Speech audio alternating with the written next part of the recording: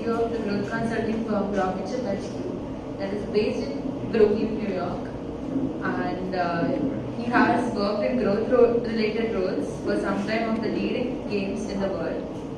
His last company, PuzzleSocial, sold to Zynga, and one before that, Patch Gaming, sold for $170 million to Game Show Network. He also hosts the podcast How Things Grow that features stories of how tech products and services grow and take off. I would like sir to come for you to come. If you allow me. I would like ma'am to give him the momentum. Ma'am is 83 chemical engineering graduate from IIT Madras and who is the vice president for the development office. Thank you very much.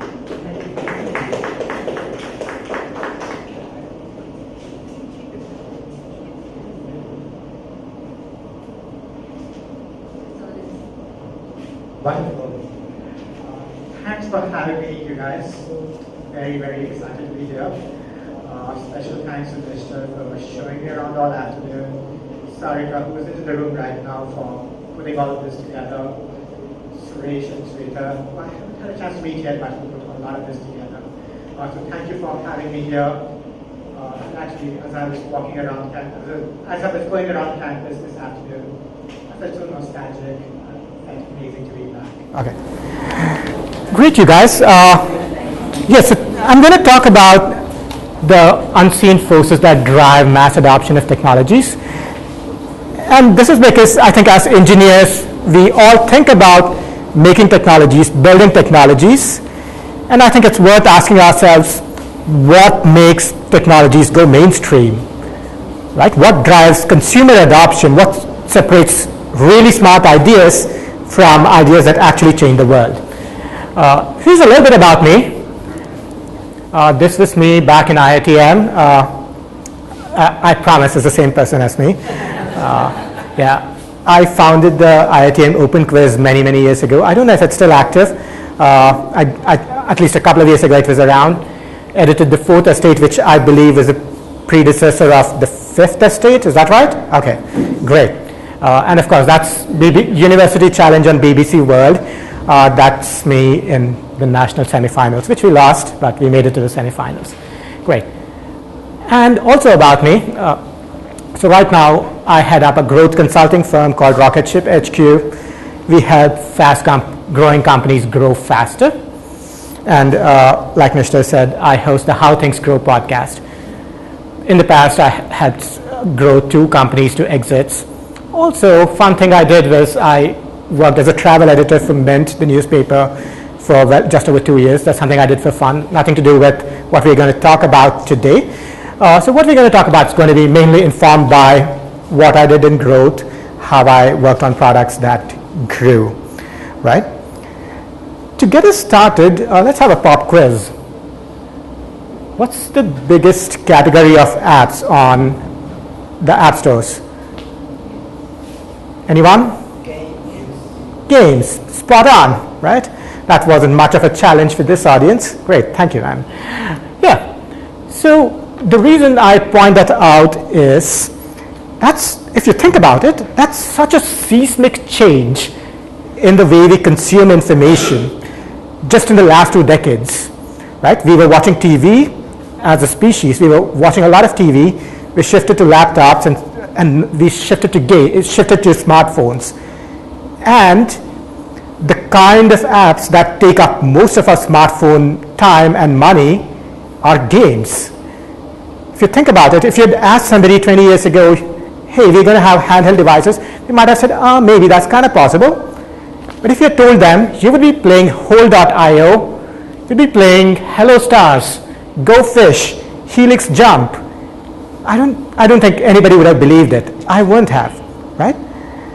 And part of the perspective I'm hoping to bring is actually from having seen a lot of this change happen in the last 5 to 6 years, because I've worked with some of these games. I've actually seen how games basically took over the app stores, right?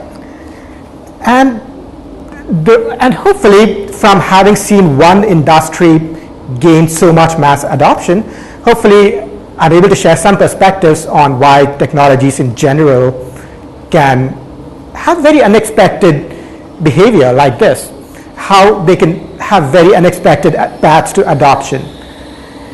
And none of us see it coming, right? This is what people basically said about some of the technologies that have become mainstream, right? Uber, they said, this was, the first two were basically by investors who were offered the chance to put money into Uber and Airbnb.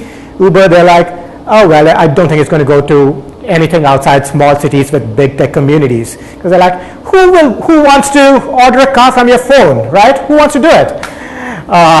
Likewise, Airbnb, market opportunity did not seem large enough. Who wants to have strangers in their homes? The third one, I think there's a world market for maybe 5 computers. That was the CEO and founder of IBM, by the way, Thomas Watson, right? So we are spectacularly bad at predicting what technologies take off. We're spectacularly bad at understanding what's going to see mass adoption, right? And even when we think we know what technology is going to emerge, actually the form that it's going to take, we can be very off.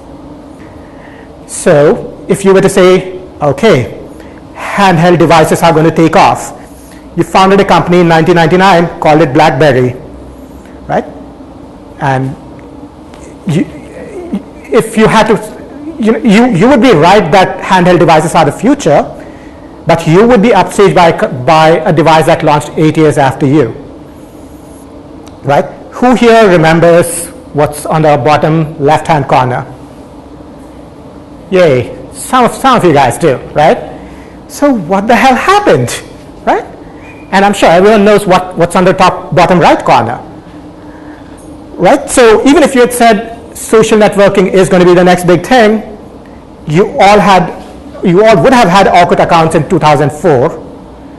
None of us do now, right? So you called the future right in that, okay, social networking is going to be a thing, but the form that it actually took was very, very different from what we thought it would be, right? And why is all of this important? Why is it important to understand what technology will emerge, what technology will be a part of the future? Because you're the guys building the next wave of technologies, right? I mean, I have friends who work in Facebook and Uber and all these places. And again, this is perhaps a tongue-in-cheek quote. What we learn from history is that we don't learn from history. But I think the corollary is very true, which is that if you do learn from history, if you can identify some of these patterns, I think there's a lot to be gained, right? And as engineers who will build the next wave of technologies, understanding what drives this adoption could make the difference between starting the next Orkut or starting the next Facebook, right? It could make the difference between working on the next BlackBerry versus working on the next iPhone,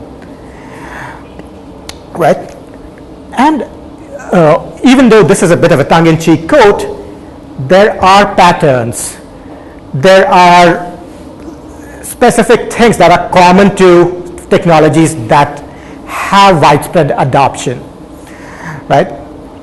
And you can identify some of these things because you can learn, A, you can learn from history, and B, you can talk to people who have done some of these things, as I have. I lived through how smartphones and games really took over, but I also had a chance to speak to some of the smartest people who worked in growth, who have grown products, and I had a chance to sit them down and ask questions as to what made the difference, why some of these technologies got adopted and why some did not.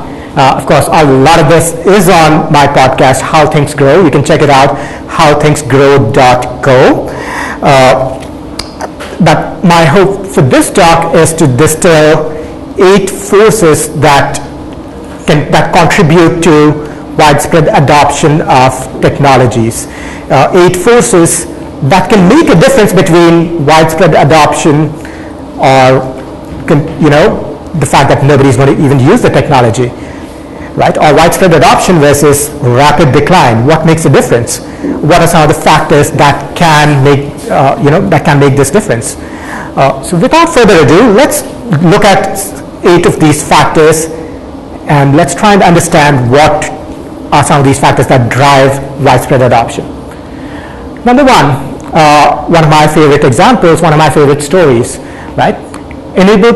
Force number 1, enable partners to grow at scale. So we, some of you pointed out, nobody uses Orkut now. One of the reasons that Facebook really ascended between 2005 and 2010 is that they enabled their partners to scale. They enabled their partners to grow. Since I like pop quizzes, what am I talking about when I say partners? Any guesses? If you use Facebook between 2005 and 2010, what would you have seen? Not a lot of advertisers. Advertisements happened after 2010. Participatory users. What does that mean? Users that are using further than you expected, or you at the moment doing with your product. Sure, that's certainly a factor, but they weren't necessarily partners. They certainly made sure that users participated and engaged. Any other guesses? If you had gone on Facebook sometime between 2005 and 2010, you would probably have seen something like this, right? Does anyone at all remember this? Yeah, what's this?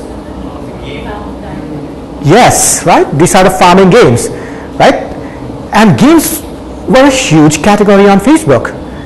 And what Facebook did, and were very smart about this, was they enabled games to grow. They also enabled other apps like Spotify to grow. And here's how they did it. They enabled games to grow by allowing every game developer to send out notifications like this.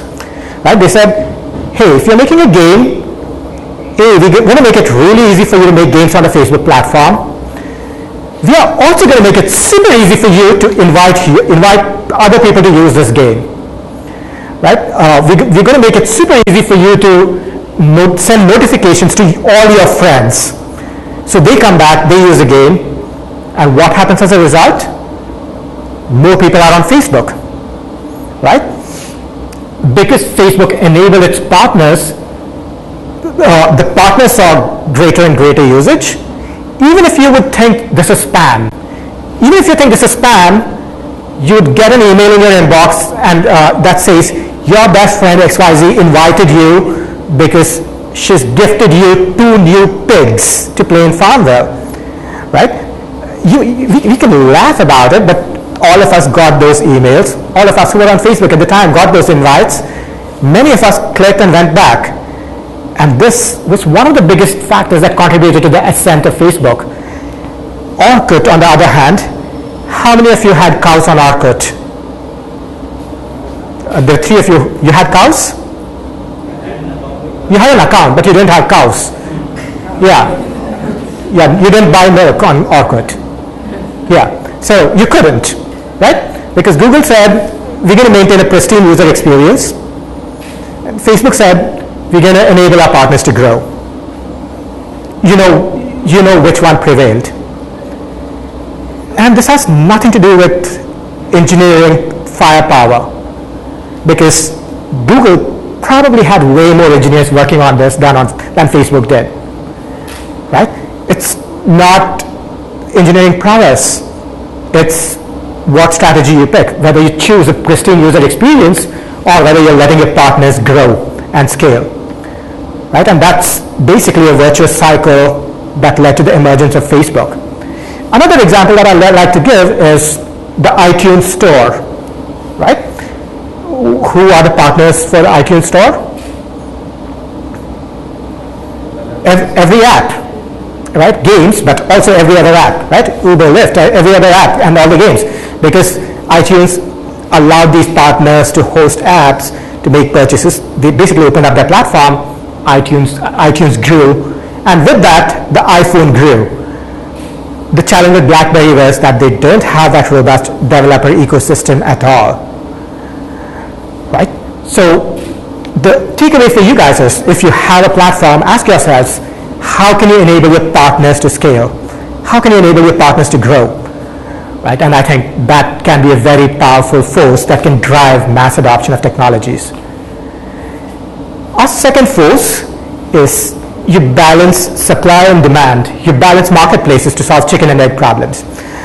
So let's say you started a ride-sharing company in, let's say, 2008 or 2009, whenever these guys started. One of your biggest challenges would have been, okay, let's say you convinced a bunch of drivers to sign up for Uber, and you did not get enough riders. Then the drivers would just say, oh, I'm not making money, I'm going to go. Whereas on the other hand, if you said you had a bunch of riders and you didn't have enough drivers, the riders would say, oh, I just ordered a car, the car never showed up, I'm just going to take a cab, I'm going to take an auto, right? So it's super, super important to balance marketplaces, to have liquidity in a marketplace, because otherwise you'll just have a chicken and egg problem where, oh, I have a lot of drivers, oh, I don't have enough riders. You're never going to grow from there. So both these guys, Uber and Lyft, did very, very smart things in the very beginning. So one of the things they would do when they went into any city or town, and I'm sure a lot of the Indian players would have had very similar strategies as well. So whenever they went into a town, they would onboard a lot of drivers. They would offer guaranteed payouts to these drivers. So they would say, guys, sign up for Uber, we're going to guarantee you X amount of money per week. And in many markets, they still do this. Right? They have different forms of these incentives to make sure they have that liquidity. On the rider side, they would basically make the service free for a limited amount of time. They'd say, sign up for Uber, ride free for the first 1 week, and their bet was that users would be hooked after the first week. And they were, as you can see from the results thus far. Right? And again, they continue to do very similar things even today. Right now, if you look at one of your drivers' apps, sometimes they get a notification that says, oh, there's a lot of demand in Adyar today, Adyar right now, go there. They get those notifications. At least they do in New York, where I've seen these notifications. I'm sure there's some form of communication like that that tells drivers, go here, right? And once they started matching supply and demand, a virtuous cycle builds up, because as drivers get more and more rides, drivers are happy, drivers keep coming back.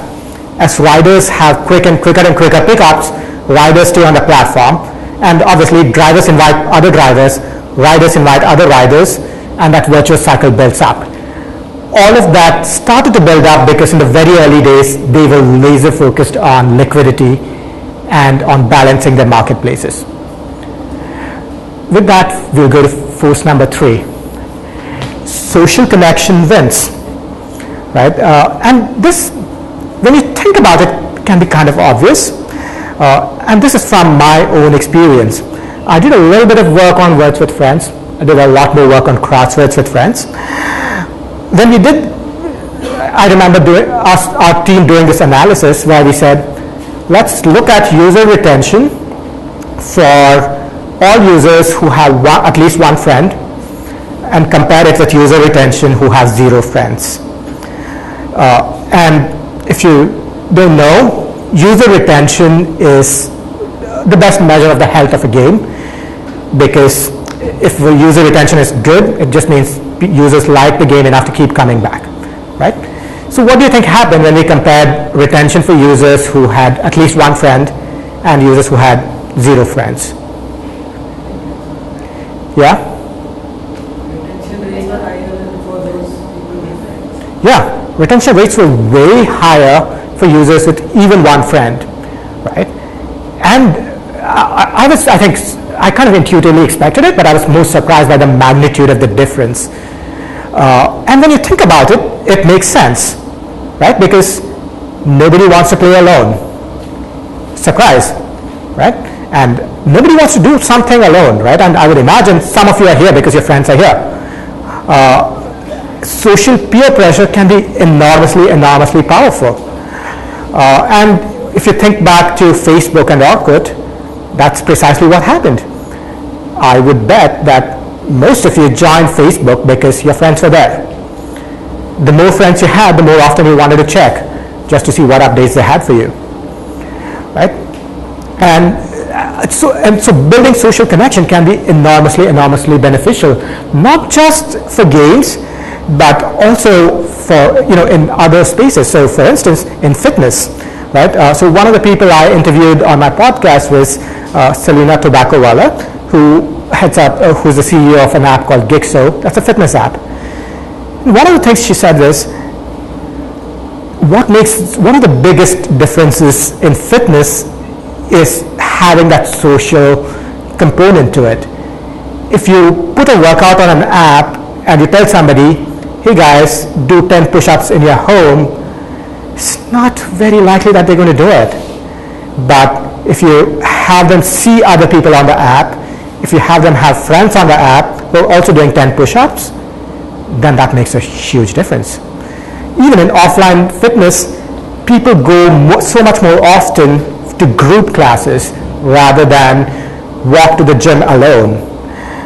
So social connection can be very big for any product. So I would encourage you guys to ask yourselves, is there a social component I can put into what I'm building, right? Because if whatever you're building can be experienced with friends, it's so much more powerful. Yeah, and this is an example that I had of how apps and products can actually encourage social connection, right? This app basically says, invite one friend, get 250 free coins. Connect to Facebook, get 150 free coins. It can be as simple as this, right? You're basically telling the user what you want them to do. And you know that once a user invites a friend, they're going to stay longer, right? And every product decision can be made through this lens. To move on to our next force, diversify your risk. Since I like pop quizzes, we've established that. What are the two images? Any guesses? Two images, two answers. Any guesses? India. Okay, no, that's not India. Oh, although now that you point out it does look like the southern tip of India, it's not India. Okay. I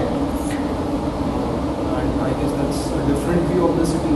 That's a great guess, indeed. So that's New York City, and that's New York. That's a representation of New York in the 16th century. So one of the stories I'm so very fascinated by is the story of New York, partly because it's where I live, but also because basically went from being a wilderness to this metropolis in just over 4 centuries, right? The cities that were so much older, Paris, Amsterdam, London, they were so much older, and New York basically went from this to this in 4 centuries, whereas cities that was, other cities took far longer to have such a transformation. And of course, I told the story of this on the podcast, and one of the elements that fascinated me so much was that New York actually had many phases of its growth, right? At some point, New York was a trading port in the very beginning. People would just bring stuff from Europe, take it back to the south. So there were no people who actually lived there. At another point, New York was, all right. At another point, New York was a manufacturing center. New York was making textiles, fabric, iron ore, salt, all that good stuff, right? And at a different point, New York eventually became the financial center of the world, right? So through all these phases, New York never really had an economic depression. Of course, it was hit when there was an economic downturn because finance was a big part, but New York never had a huge hit to it when manufacturing went down or port trading went down. So the guy I sat down with was Sam Roberts from the New York Times. I asked him, why did this happen? Why did New York never really decline like, let's say, Detroit? Right? Detroit's fortunes are down.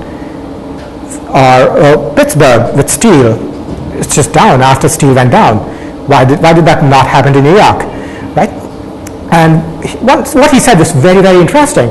He said New York always diversified its risk. New York was never fully dependent on one industry. So New York depended on tourism, services, financials, and a lot of industries. And this basically meant that even when there was something like the financial downturn, there were other industries that New York's economy could depend on, right? And that's very, very true even in your personal life. I mean, just the old saying, don't put your eggs in one basket. Or if you're investing money, you don't want to invest in just one category of stocks, right? So it's very, very helpful to think about diversifying your risk when you're building out something, right? And even if you look at something like Amazon, right? If all they were doing was selling books, it would be such a so much of a bigger risk than right now when they're basically selling everything, right? So I think this is a very helpful thing to keep in mind as you think about building technologies as to how do you diversify your risk. To go on, that was an emoji, and unfortunately the emoji wasn't very projector friendly. Anyway, never mind. Now, so force number 5 is focus on the money, right? So one of the phases I'm very fascinated by was the first internet boom and bust in 1998, right? And it was crazy from every story I've read. People pumped in money into every internet business. There was pets.com, there was like .com for everything, right? Again, somebody I had on my podcast, Selena Tobacowala, one of her earlier gigs was with EY.com. And she tells me about how everybody you asked would say, oh, we have 10 million page views.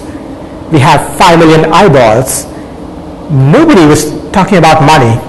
Nobody was talking about financials because that was the internet boom, right? What EY did was actually pay attention to their financials, actually pay attention to their revenues. And they said, okay, we're growing, but we'll actually bring in money. We're going to go to the brands. We're going to go to Budweiser and have them sponsor a happy hour. We're going to go to some other brand. We're going to sponsor some of our other channels that we got on EY.com. That basically helped them evade the bust when there was basically bloodshed, right? And they actually turned out okay, and they ended up selling the company. And one of the reasons they survived that bloodshed was really because they focused on financial sustainability. Was because they focused on making sure that the product and the business was actually sustainable for the long term.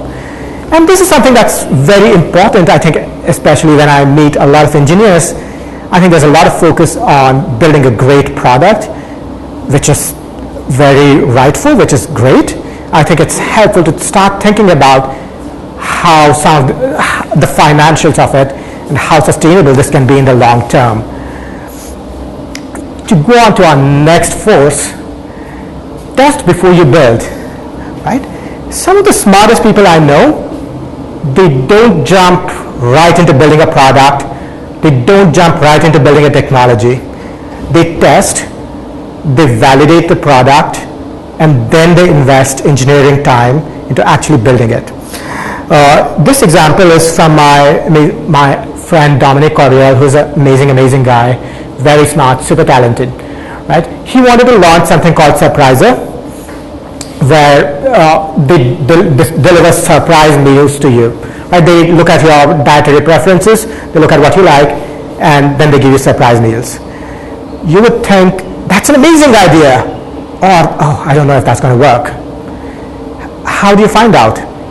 right? You could build this, you could build a website, you could build a recommendation engine, put it out and say, all right, let's see how this performs. But that's going to take a lot of time, a lot of engineering, a lot of money, right? What this guy did, what Dominic did was, he set up this one page, he hired a designer, this took maybe 30 to 60 minutes to make. He set up this page that said, foodies rejoice, surpriser discovers great meals, tell us what you love to eat, enter the zip code to start. He sent users from Facebook ads to this page, right? When they entered the zip code, they saw that page, which again took 30 minutes to build. It said, what a surprise, we don't service your area yet. And he showed that to everybody, basically. Right? Basically, everybody who saw the Facebook ad, put in the zip code, said, got to see, oh, we don't service your area yet, but enter your name and we'll give you points as soon as we launch. So, how did this help? How did this help him? Anybody in the audience? Any guess? How was this better than actually building out a website, building a recommendation engine and launching? He could anticipate the demand. Exactly, right? That's a great answer. So by doing this, he spent 60 minutes of design time, $50 on Facebook ads, to understand if people wanted this product or not, right? And he said, oh, people entered their zip code, people entered their email, 10% actually shared, so people actually want this product. That's when he started building the website. Yeah? So is it 25% off 30% or 25% in total? 25% off 30%. Yeah, 25% off 30%. Yeah, right? And I think this is a very important lesson, again, because it's very easy to want to build. It's very easy to want to make new technology without quite understanding if the technology is actually going to be viable, right? And one of my favorite thinkers, Peter Drucker, who I was mentioning earlier today, nothing so useless as doing efficiently that which should not be done at all, right? I mean, if something's totally useless, you do it really, really efficiently, what's the point? What's the point, right? So the smartest people test before they build. Yes, you hear stories that Steve Jobs is a visionary, Apple builds products like this. You will be surprised to hear that Apple also does customer research. They probably don't do this exact thing, but before they launch any iPhone, any product, they do a ton of focus groups. They do a ton of research. My friends have gotten these emails saying, Apple invites you to test out XYZ product. So trust me, if Apple's public relations team wants you to believe that they do no testing, it's not necessarily the whole unvarnished truth. The smartest people test before they build, and I think that's something that can de-risk your ventures, that can mitigate your risk as you're building out something new. The next lesson is from Duolingo. This is from my friend Gina Gottlieb. And her lesson was to simplify, basically, right? And she was on my podcast, and one of the things she says is about how they were thinking about launching in different countries. They were like, should we have completely customized different user interfaces in every country of the world, right? It's very tempting, right? And as engineers, it's tempting to be perfect, to make things right. And then she was like, that's just going to take so much work. And everybody in every part of the world is actually more similar than dissimilar. So we're actually going to go with a very similar format across the world. We're going to have very similar user interfaces in most parts of the world, right? And they launched with that, and that allowed them to scale much, much faster than they would have if they had chosen to customize their app for every single country of the world. So when possible, simplify. The next and the last force I have for you guys is to adapt, because it's very easy to think that formulas can solve your problem, right? It's very easy to think that you have a checklist of these 8 forces, keep this checklist, and you have $1 billion company. I don't have a $1 billion company either, right? I can tell you what I find, but you still have to adapt what you find to what works for you. And one of my favorite examples is from Lime Bike. So my friend Dan Riaz advised Lime Bike, and he tells me about this one time, on the podcast, he tells me about this one time when Lime Bike was like, oh, they were looking at the retention profiles of the users, and then they realized that users in certain parts of the city had retention that wasn't so great. And they looked at their analytics and they were trying to figure out what was going on. And then they realized the parts where the retention is super low are parts with uphill routes, right? And no amount of analytics would have told you that. The only way to find that out would be to actually go out into the city and find out, right? And to these guys' credit, they did, and they found out and they figured that out, right? So I think what I would encourage you guys to do is that all of these forces, all of these, everything I'm telling you is perhaps a starting point, but you eventually have to find your own path because your mileage may vary. What works for me may not work for you. What works for Facebook may not work for you guys. So think for yourself, figure out what works for you guys. Because like I said, you guys are going to build the next wave of technologies. You guys, many of you, and even if you aren't starting your own business, you're going to be working on some kind of technology. Even if you're not working on some kind of technology, you're going to have to make a choice about where you're going to work, right? Even if it's on the business side. You might have a chance to work at the next Orkut or the next Facebook. How are you going to make those decisions? It helps to have some sense of understanding what technologies will eventually get adopted, what technologies will eventually see mass adoption. To recap, these were all the 8 forces that I talked about. And this was the key takeaway. Like I said, ask yourselves not just why things work, which is a great starting point. As engineers, as thinkers, we ask ourselves all the time why things work, what can we do next, what's exciting, what's amazing. I think just as important a question is how things will grow. What happens after this? What happens after you build it, right? Because it's an easy trope to say, build it and they will come. I think it's important to ask, what happens after you build it? So, thank you. That's all from me. If you'd like, feel free to connect on LinkedIn.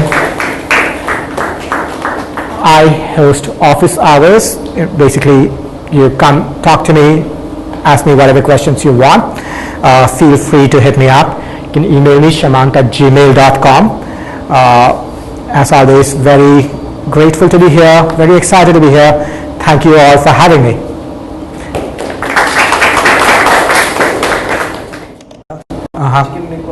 Speaking in the mic so everyone can hear. Can you give the context of the problem with reference to something such as Facebook or Amazon, web services, web platforms? So Facebook's I think the chicken and egg problem, I don't necessarily think it's directly applicable to Facebook because Facebook was a consumer product first. But with Amazon, I think I am not super familiar with the history, but I would guess that they make sure that there are enough buyers on the platform and enough sellers. In fact, they have an Amazon marketplace where it's not just Amazon that's doing the selling, but if you're a third party, if you're a bookseller, you can list your products on Amazon, you can sell it there, right? So they want to make it easy for you to sell books. Why do they want to make it easy for you to sell books or cookware or whatever you want to sell? Because the more people like you they have on Amazon, the more buyers there will be.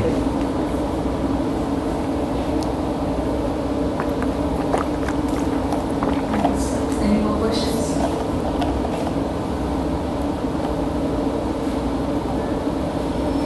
So shall we conclude this? Thanks a lot for coming. Absolutely. It was like a pleasure to have you here. Totally. Yeah. Thanks for having me, you guys.